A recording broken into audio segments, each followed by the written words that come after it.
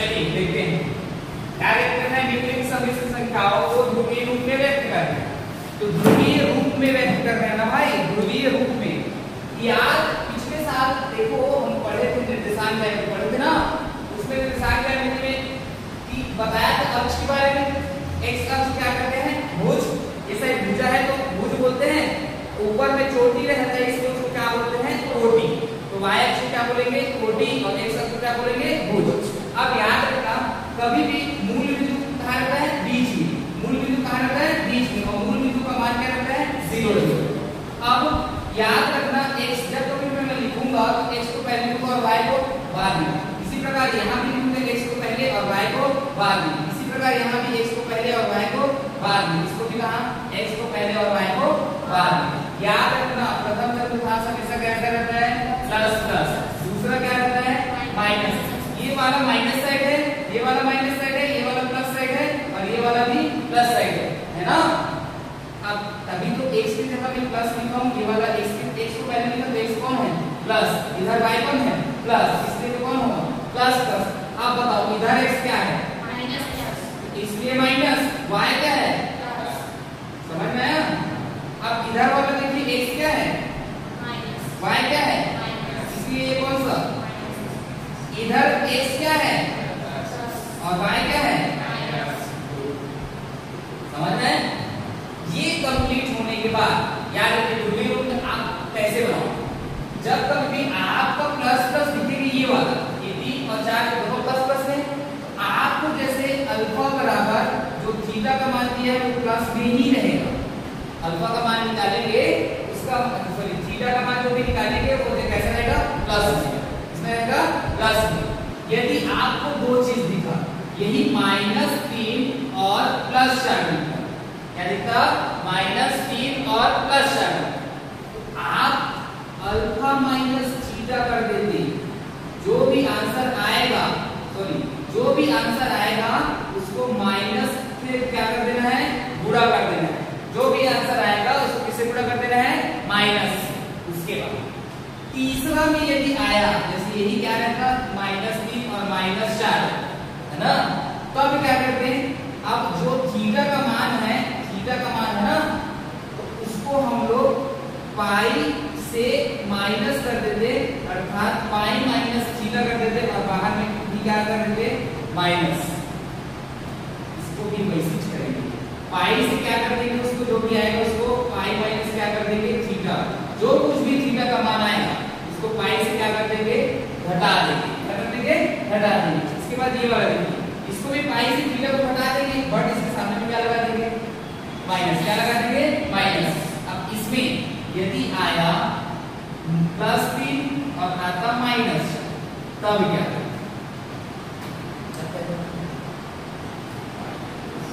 सिर्फ आप इसमें माइनस बस कर देते तो ये है आपका आंसर।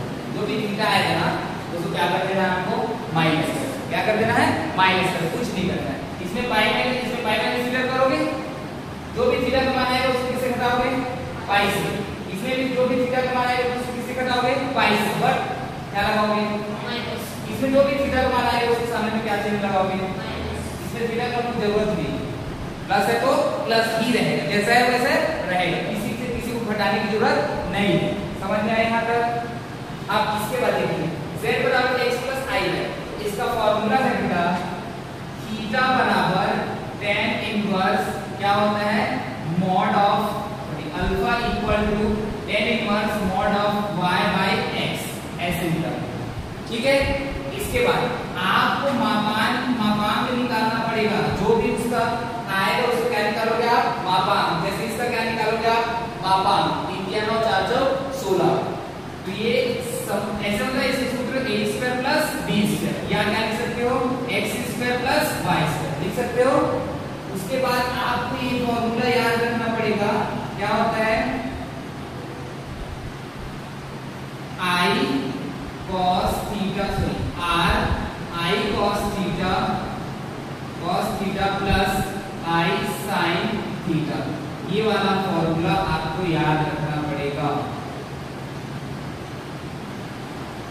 r इसके बराबर जो भी मान निकलेगा किसका रहेगा? r। ये मॉड जोड़ के निकालो तो उसका किसका मान रहेगा r का। यहाँ से हम लोग थीटा का मान निकालेंगे, अल्फा मतलब वही थीटा मान निकलेगा अपना। तो यहाँ से थीटा का मान निकल गया, r का मान निकल गया, फिर लास्ट में क्या कर देंगे इसमें मान। ठीक है, चलिए बनाएं, यहाँ तक नोट कीजिए फिर चलते हैं।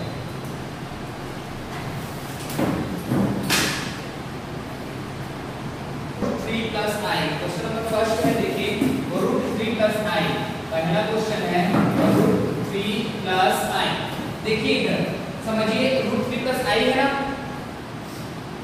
सॉल्यूशन करेंगे तो क्या लिखेंगे सबसे पहले। माना अभी तो ये सदिश संख्या z है क्या, नहीं, तो मान लेते किसके बराबर मानोगे, z बराबर। सदिश संख्या z बराबर क्या लोगे, √3 + i ये लोगे। अब i के साथ में कुछ भी मतलब क्या रहता है, एक तो रहता है।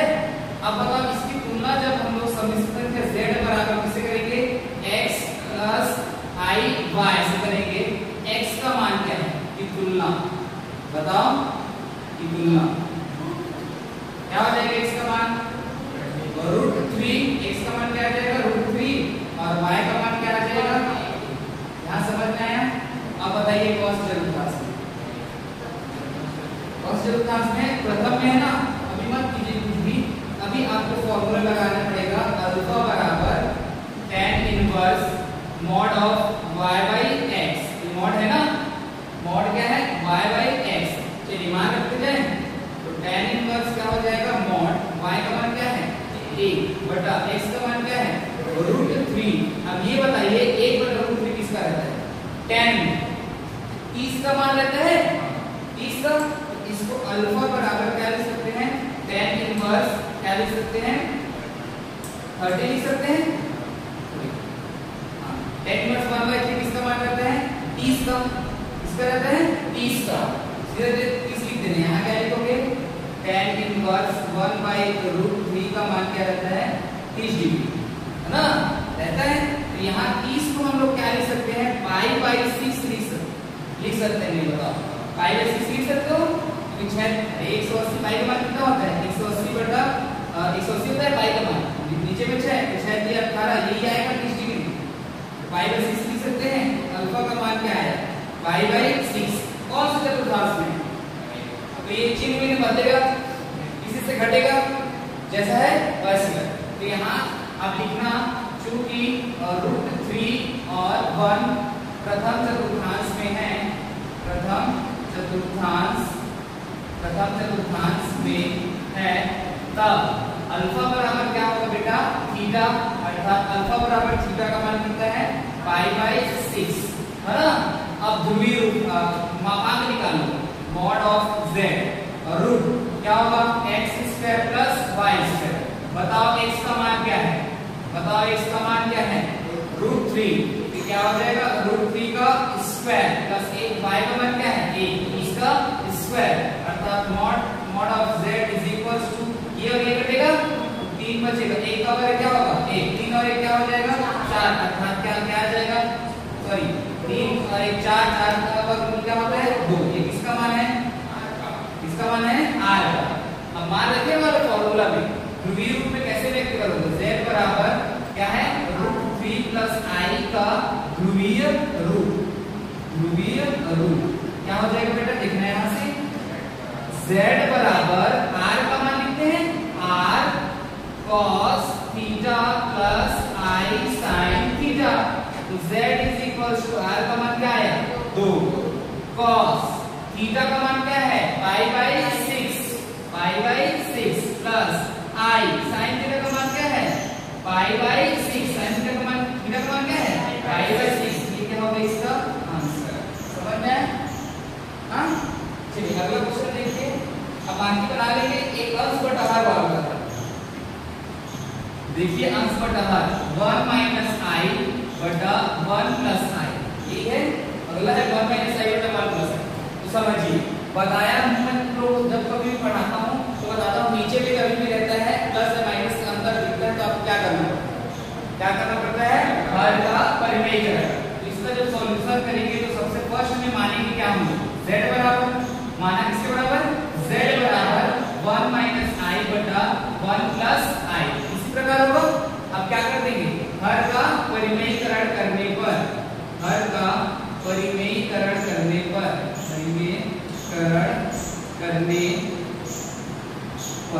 हो गया। इसके बाद z बराबर हो जाएगा 1 माइनस i बटा 1 प्लस i क्रॉस, प्लस क्या हो जाएगा 1 माइनस i बटा 1 माइनस i, ये दोनों का होल स्क्वायर होगा, ये क्या होगा a प्लस b और a minus b, a plus b a minus b का फॉर्मूला क्या होता है a square minus b square. तो z बराबर 1 माइनस i का क्या हो गया होल स्क्वायर, और ये क्या हो जाएगा 1 का स्क्वायर माइनस i का स्क्वायर, a प्लस b और a माइनस b। अब इसका होल स्क्वायर करने के ऊपर वाले का a का स्क्वायर क्या होगा a, i का स्क्वायर क्या होगा i square minus 2 into 1 into i होगा 2ab, a square plus b square minus 2ab, a minus b का होल स्क्वायर क्या होता है a square plus b square minus 2ab। अब ये एक का वर्ग क्या होगा a, i स्क्वायर बराबर कितना होता है माइनस 1, माइनस माइनस क्या हो जाएगा प्लस, अर्थात एक और एक कितना हो जाएगा 2। तो z बराबर आ जाएगा 1, i स्क्वायर बराबर क्या होगा माइनस 1 माइनस 2i बचेगा, यहाँ नीचे में क्या है अपना एक और एक कितना हो जाएगा 2, यहाँ से z बराबर आ जाएगा तुम्हारा ये प्लस 1 और माइनस 1 क्या हो जाएगा कट जाएगा, अर्थात इसका मान कितना आया माइनस 2i अपॉन में क्या आ गया 2, 2 और 2 क्या हो जाएगा, तो z बराबर 2 और 2 यहाँ से कट गया, सिर्फ कितना बचा माइनस i। अब यहाँ से तुम लोग बना सकते हो कैसे, क्योंकि ये कौन सा वाला फॉर्म है काल्पनिक भाग की वास्तविक भाग, काल्पनिक भाग, गुड। तो इसको हम ऐसे लिखेंगे पूरा पूरा 0 माइनस i लिख सकते हैं, बना लोगे। ये वाला वास्तविक तुलना करोगे x का मान क्या आ जाएगा 0, y का मान क्या आ जाएगा माइनस 1, बना लोगे। सेम टू सेम वही कर, चलिए बेटा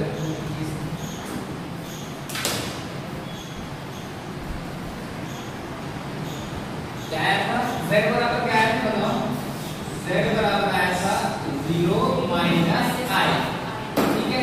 अब इसकी तुलना किससे करेंगे z बराबर x प्लस i y से तुलना कर देंगे, तो बताइए क्या आ जाएगा तुलना, बताइए x का मान क्या आएगा 0, y का मान क्या आएगा माइनस 1, क्या आ जाएगा माइनस 1। अब समझिए इसके बाद क्या करते हैं हम मॉड, क्या निकालते हैं मॉड निकालते हैं, सॉरी tan अल्फा बराबर क्या होता है, अल्फा बराबर होता है tan inverse y by x, क्या होता है y बाई x, ये होता है। यहाँ से alpha equal to tan inverse y का मान क्या है माइनस 1 बटा x का मान क्या है 0। अब याद रखना कभी भी ऊपर में कोई संख्या है नीचे में 0 है तो हमेशा उसका मान क्या आता है इंफिनिटिव, क्या आता है इंफिनिटिव, बताया था। कभी भी नीचे में ऊपर में 0 है नीचे में एक कोई भी संख्या है मान लें, अब उसका मान क्या आएगा 0, समझ में आया। तो इसका क्या हो जाएगा इंफिनिटिव, अल्फा क्या हो जाएगा tan इनवर्स क्या हो जाएगा इंफिनिटिव, इसमें होता है इंफिनिटिव 10 में 90 में होता है, पाई बाई 2 में होता है, क्या हो जाएगा ये alpha equal to pi by क्या आ जाएगा 2, समझ में आया। अब बताइए प्लस और माइनस कौन से रूप ट्रांस में होता है, 0 प्लस में है और माइनस में होता है, कौन से रूप ट्रांस में होगा चतुर्थ में होगा।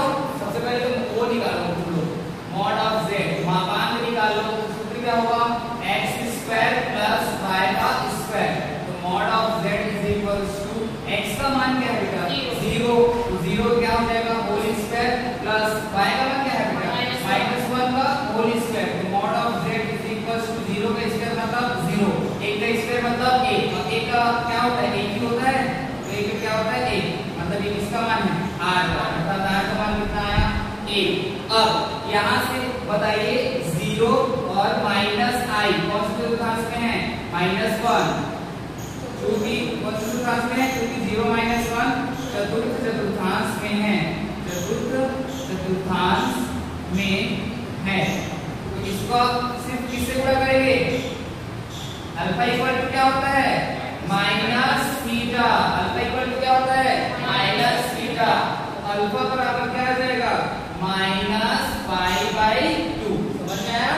इसके बाद फॉर्मूला क्या रखते हैं बेटा z बराबर चूंकि 0 माइनस i का ध्रुवीय रूप क्या हो जाएगा, देखना ध्रुवीय रूट क्या हो जाएगा, z बराबर क्या लिखते हैं, r cos theta plus i sin theta, अर्थात यहाँ z बराबर क्या आ जाएगा, r का मान क्या है 1, cos थीटा का मान क्या है माइनस पाई बाई 2, क्या है minus pi by 2 plus i sin theta का मान क्या है, तो थीटा का मान क्या है minus pi by 2, minus pi by 2, ये क्या हो गया इसका, समझ में आया। बाकी बना लोगे, जितना भी क्वेश्चन है बाकी बना लेना। यदि दूसरा पे तो ध्यान है तो आपको क्या करना पता है, तीसरा में है तो क्या करना पता है, बाकी बना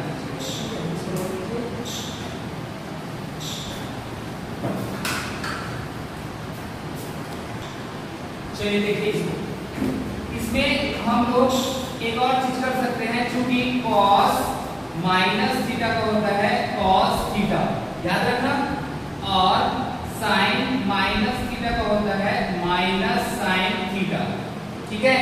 अब देखो cos माइनस थीटा दिख रहा है तो इसको सिर्फ cos पाई बाई 2 लिख सकते हैं, क्योंकि थीटा के हमें कौन है माइनस पाई बाई 2 है ना, cos माइनस पाई बाई 2 मतलब cos थीटा, तो cos माइनस थीटा क्या सूत्र होता है cos थीटा, और sin माइनस थीटा क्या होता है माइनस sin थीटा, अर्थात इसको हम लोग लिख कैसे सकते हैं, एक का तो कोई मतलब ही नहीं है, इसको ऐसे लिख सकते हैं cos पाई बाई 2 माइनस और प्लस क्या हो जाएगा minus i sin pi by 2, लिख सकते हैं कि नहीं, क्योंकि sin माइनस थीटा क्या होता है माइनस sin थीटा, अब जब माइनस आएगा तो ये प्लस क्या हो जाएगा माइनस, इसलिए i sin पाई बाई, चलिए इसको